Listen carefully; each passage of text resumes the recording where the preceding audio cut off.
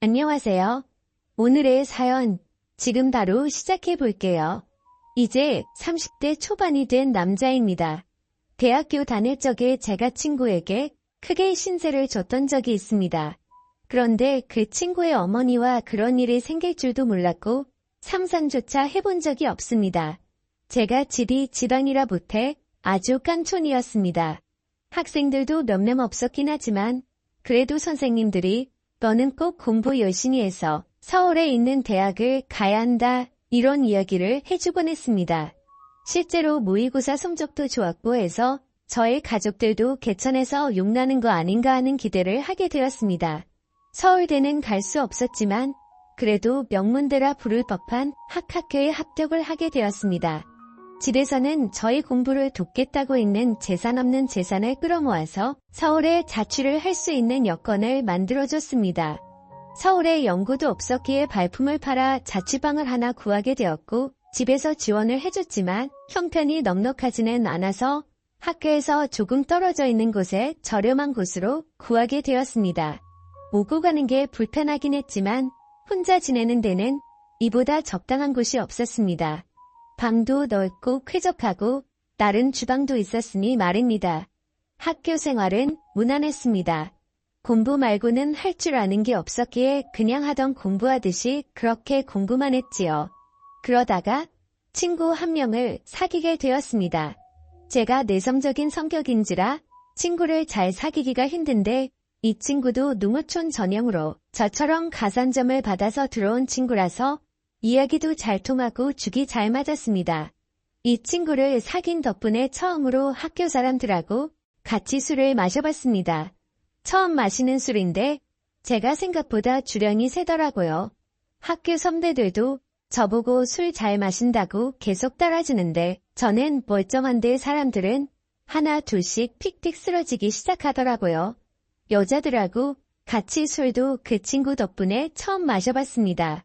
술 게임하면서 마시니까 은근 설레고 기분도 좋더라고요. 그러다 술을 진탕 마시게 되었고 밖에 나오니 차가 다 끊겨버렸더군요. 그래도 걱정 없었던 게 어떻게든 학교 근처까지만 가면 학교에서부터는 집까지 걸어서 한 50분 정도면 도착할 수 있으니 꾸역꾸역 학교까지 걸어가야겠다 싶었습니다. 친구한테도 혹시 길이 애매하면 내 자취방에서 자고 가겠냐 물어봤는데 친구 녀석이 크게 웃더니 자기 사는 집이 여기서 가깝다고 하는 겁니다. 농어촌 전형으로 왔다고 해서 저처럼 자취생활을 하는 줄 알았는데 알고 보니 친구는 아파트에서 통학을 하고 있던 거였습니다. 그렇게 오히려 역으로 제가 친구 집에서 신세를 지게 되었지요. 어머니가 주무실 시간이라서 더 놀지는 못하고 그냥 하루만 신세를 지게 되었습니다. 이야기를 듣자 하니 친구가 대학에 합격하고서는 어머니와 같이 둘이서만 서울로 올라왔다고 하더라고요. 아파트는 자가가 아니라 월세지만 어쨌든 자식 곁에서 뒷바라지를 해주러 같이 올라왔다는 사실을 알게 되었습니다. 친구 녀석이 저를 배려해 준답시고 침대를 양보해 줬는데 아침이 밝아서 누군가 저를 위해서 깨워낸 느낌에 잠에서 깨게 되었습니다. 저를 위해서 깨웠는 건 다른 사람이 아니고 친구의 어머니였습니다. 제가 아들 침대에서 자고 있었으니 제가 당연히 아들 친구가 아니라 아들이라 생각해서 그런 장난을 친 거였죠. 저도 저대로 깜짝 놀랐지만 그 상황이 친구의 어머니도 많이 당황한 듯 보였습니다. 이러나 저러나 아들 침대에 아들 말고 웬 처음 보는 시커먼 녀석이 있으면 누구라도 놀랐을 겁니다. 친구 녀석의 어머니는 저희 어머니랑은 많이 다른 느낌이었습니다. 나이도 훨씬 젊어 보였고 아줌마라는 느낌이 전혀 들지 않았습니다. 머리도 뽀글거리는 파마가 아니고 어깨가 넘게 기른 긴 생머리를 하고 있었고 머리카락에도 한 오란 올 윤기가 가득했습니다. 40대 후반 곧 50을 바라보는 나임에도 불구하고 30대 후반인 저희 친척 누나와 비교했을 때도 그 젊음이 한치 모자람이 없었습니다. 오히려 그 나이에 비해 여자들만 풍길 수 있는 매력과 그 나이로는 보이지 않는 동안의 외모 때문인가 제 눈에는 그 점이 더 여성스럽고 매력적으로 느껴졌지요. 친구의 어머니는 자기 아들을 끔찍히 챙기는 사람이었습니다. 그러니 서울까지 따라와서 한 집에 살고 있었겠지요. 20대 초반에 친구를 가졌고 친구가 어릴 적에 친구 아버지가 돌아가시면서 당시에 젊은 여자 혼자 몸으로 아들을 키워냈으니 얼마나 애지중지하면서 키웠을지 안 봐도 예상이 갔습니다. 아무튼 아침에 말 못할 해프닝이 있기는 했지만 친구 어머니 말로는 이 친구가 고향에 있을 때부터 서울 올라오고부터 친구를 집에 데려오는 건 제가 처음이라고 하더군요. 그리고 친구 어머니도 저를 엄청 좋게 봐주셨고요. 학교에서도 더 가깝다 보니 학교 수업을 마치면 친구 집으로 가는 일이 더 잦아졌습니다. 친구 어머니가 솜씨도 좋아서 저녁도 같이 먹게 되었고 그러면 식비도 절약이 돼서 저는 저대로 돈이 굳어 좋은 점이 많았습니다. 거기에 저는 처음 봤을 때부터 친구보다 친구의 어머니와 더 가까워지고 싶은 욕심이 생겼기에 이런 식으로 자주 친구 집에 가서 시간을 보내는 게 좋았습니다. 그런데 그때까지는 몰랐지요. 친구 어머니의 미모 덕에 제가 정신을 못 차리긴 했는데 셋이서 이렇게 모여있으면 친구 어머니가 친구를 바라보는 모습이 마치 아들이 아니라 그 이상의 무언가로 여기는 듯한 느낌을 받을 때가 많았습니다. 제가 친구 어머니를 계속해서 쳐다봤기 때문에 그 시선이 보통이 아니란 것쯤은 눈치를 챌 수 있었지요. 어머니가 아무리 신세대라고 한다 하더라도 저희 어머니 또한 저를 아침에 그런 방식으로 깨워준 적이 없었습니다.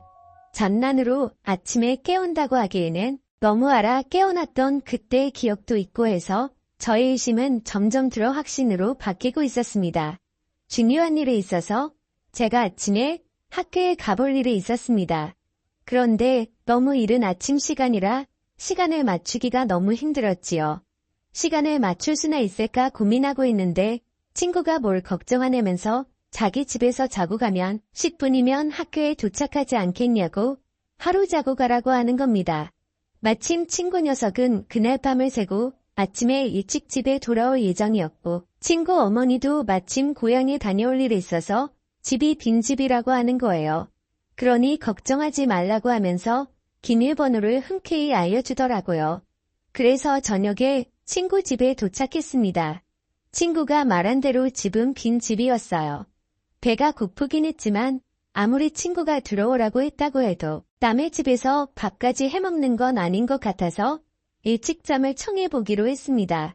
하지만 그 열기에도 저는 몸이 완전 얼어붙고 긴장해서 그런지 한기까지 들 정도로 몸이 벌벌 떨리더라고요. 그렇게 한참 친구의 어머니가 넋두리를 하는 걸 듣고 있다가 친구 어머니가 술 기운을 이기지 못해 잠에 들면서 상황은 일단락되고 말았습니다. 잘못 움직였다가는 친구 어머니가 잠에서 깰 수도 있겠다는 생각이 들더라고요. 잠은 깨울 수 있지만 이 상황에서 친구 침대 안에 있는 게 자기 아들이 아니라 또 저였다는 걸 알게 되면 일이 커지지 않겠나 싶어서 그냥 숨죽인 채로 가만히 있을 수밖에 없었습니다. 저도 모르게 스르륵 잠이 들었나 봅니다. 그대로 아침이 밝으면서 친구 어머니가 옆에 있던 게 저라는 걸 깨달았는지 괴성을 지르며 잠에서 깨더라고요. 저도 사실 잘한 게 없었기에 아무 말도 못하고 있었는데 친구 어머니가 자기가 실수를 했다며 오히려 저한테 사과를 해오더라고요. 오히려 제가 친구와 친구 어머니가 동시에 있는 자리에서 제가 스스로 불편해하면서 티를 냈던 것 같네요. 그렇게 대학 생활을 보내고 있던 중이었는데 집안 경제적인 문제로 더 이상 제 학교와 자취비를 지원해주기 힘든 지경에 이르게 되었습니다. 친구가 아들 노릇해달라고 했으니 제가 어느 정도는 해야겠다 싶어서 친구 어머니를 부축해서 침실로 안내를 해줬지요. 그런데 친구 어머니가 잠에 들 수 없다고요. 그러니 그때 그날처럼 제가 어머님 옆에 있어달라고 하더라고요.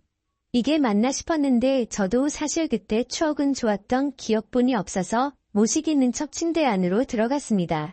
결국에는 선을 넘고야 말았습니다.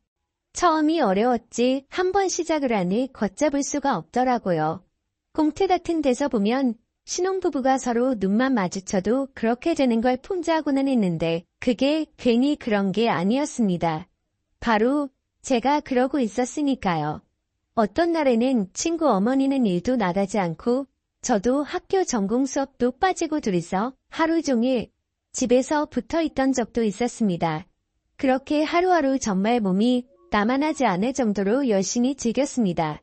친구 녀석은 군대를 가더니 오히려 얼굴이 폈더라고요. 햇빛에 그을려 새까매져서는 휴가 나왔다고 문을 열고 들어오는데 건강해진 모습이 놀라울 정도였습니다.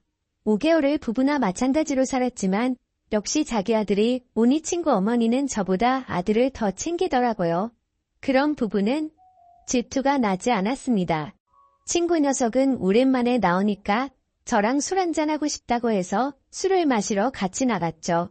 친구 녀석이 아들 노릇을 잘해주고 있냐고 물어보는 말에 제가 얼버무리며 잘하고 있다고 대답했습니다. 그런데 친구 녀석이 의미심장한 말을 하더군요.